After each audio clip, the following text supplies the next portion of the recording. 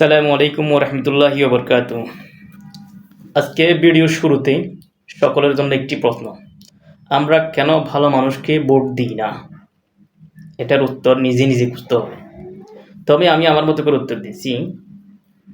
আমরা সবাই দেশ ভালো হোক, দুর্নীতি কমুক, ইনসাফ প্রতিষ্ঠা হোক, এসব চাই।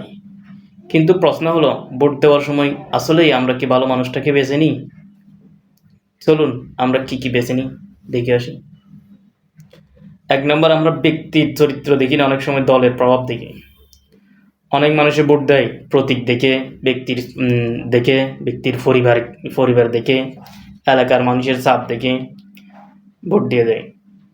তখন ব্যক্তি সৎ কিনা, যোগ্য কিনা, এসব কিছু গৌণ হয়ে যায়। অনেক সময় এসব কিছু আর দেখা হয় না।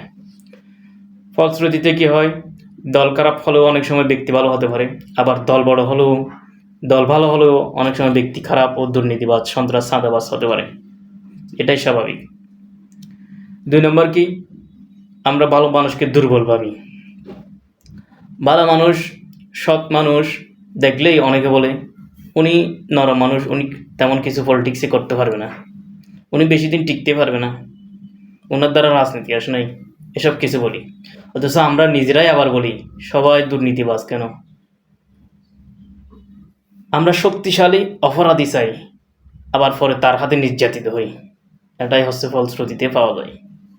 3 নম্বর হচ্ছে, আমাদের চোখে স্বল্পমেয়াদী লাভ দেখি। কীরকম? ভোটের সময় যখন আসে অনেকে টাকা উপহার দেয়, চাকরির আশ্বাস দেয়, ব্যক্তিগত বিভিন্ন সুযোগ সুবিধার আশ্বাস দেয়।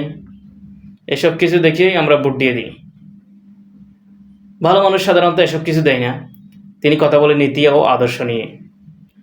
ফলশ্রুতিতে আমরা 1000 টাকা, 500 টাকা বা 5000 টাকার জন্য আমাদের 5 বছরের ভবিষ্যৎ বিক্রি করে দিই। ভয় ও হুমকি ভালো মানুষকে অনেক সময় পিছিয়ে দেয়। এটা হচ্ছে প্রাপ্তির ক্ষেত্রে অনেক সময় ভয়, ভীতি, মান-সম্মানের হানি এবং পারিবারিক নিরাপত্তা সব কিছু বিবেচনা করে অনেক সময় ভালো মানুষকে নির্বাচনে আসে না। এটাও একটা সমস্যা। ভালো মানুষ নির্বাচনে না আসলে আমরা ভালো মানুষ বাছাই করবো কেমনে? ফলশ্রুতিতে খারাপ মানুষটাই আবার চলে আসে। আর যারা ভয় পায় না, তারা আবার পেশি শক্তি, সন্ত্রাসী, চাঁদাবাজি ব্যবহার করে। এটা দোষটা সিস্টেমের না, শুধু সিস্টেমের না, এটা নীরব ভোটারেরও অবশ্যই আছে। আমরা ভালো মানুষকে যদি ভোট দিয়ে উৎসাহিত করতাম, তখন ভালো মানুষগুলোই আবার নিয়ে রাজনীতিতে আসতো। 5 নম্বর কি, আমার দায়িত্বটা অন্যের ঘরের উপর সবাই দিই। অনেকে বলে, ভাই আমার একটা ভোটে কী হবে, সবাই তো দিচ্ছে, আমিও একটা দিয়ে দিলাম, এরকম বলে। আসলে এটা ভালো না। ভালো মানুষ হারের কারণ হচ্ছে আমরা ভালো মানুষকে ভোট দিই না।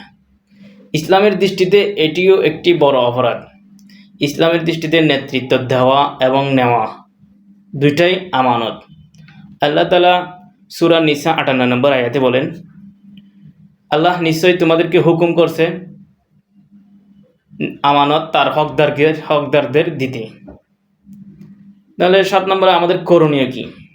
আমাদের করণীয় হচ্ছে যোগ্য প্রার্থীকে ব্যক্তি হিসেবে বিচার করা, সৎ, ন্যায়পরায়ণ ও যোগ্য মানুষ খোঁজা, ভয় নয় সচেতনতা সরানো, ভালো মানুষকে উৎসাহ দেওয়া ভোটে দাঁড়ানোর জন্য, নির্বাচন করার জন্য, ভোট বিক্রি না করা, অন্তত ভুল লোককে ভোট না দেওয়া। শেষ কথা হলো, ভালো মানুষ ক্ষমতায় এলেই সমাজ ভালো হবে।